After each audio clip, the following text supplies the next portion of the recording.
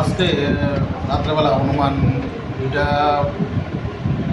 পৌনে দুইটার দিকে আমার কাছে একটা বিশেষ সূত্রে খবর আছে যে একটা স্কুটি নিয়ে দুজন লোকাল ছেলে এখানে কুমারঘাটের তারা কুমারঘাটের দিক থেকে পেঁচাতল দিকে একটা স্কুটি নিয়ে সেটা নেশা দ্রব্য যেটি আমরা লোকালি হেরোইন বলি আমরা নিয়ে কাউকে দেওয়ার উদ্দেশ্যে যাচ্ছিল। তখন আমরা আমার নেতৃত্বে থানার second officer Remoni Halam, SI Pankaj Barman এবং সাহেব একটা টিম মিলে আমরা 91 মাইল নাকাতে প্রায় বসে তখন অনুমান 2টার দিকে আমরা দেখি যে স্কুটিটা কুমারঘাটের দিকে আসছে 91 মাইল নাকা থেকে। তখন আমরা তাদের আটকাই স্কুটিটা আটকানোর পরে আমরা যা প্রসিডিউর আছে ডিপিএসের ক্ষেত্রে এগুলো প্রভাব করে স্কুটিতে সার্চ করে মোট 400টি প্লাস্টিক ভাইয়াল যেগুলোর মধ্যে ব্রাউন সুগার বা লোকালি যেটা আমরা হেরোইন বলি এগুলো উদ্ধার হয়, যেগুলি তারপর অনুমান ওজন করার পর আমরা দেখি 6.42 গ্রাম, এগুলো আনুমানিক বাজার মূল্য 6 লাখ টাকা হবে।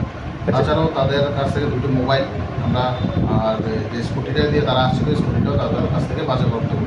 যে দুজনকে আটক করেছেন ওনাদের নামটা বলুন।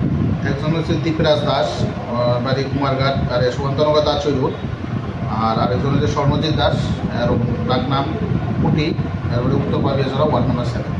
তাদের বিরুদ্ধে আপনারা কি মামলা হাতে নিয়েছেন? তাদের বিরুদ্ধে আমরা এনডিপিএস মামলায় নথিভুক্ত করি এবং আজকে রিমান্ড চেয়ে তাদের আদালতে সতর্ক করিব।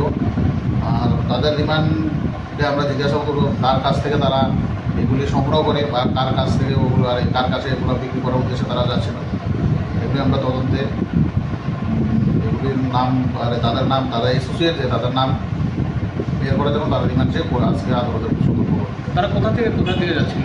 কুমারঘাট থেকে টুয়ার্ডস 91 মাইল পেঁচা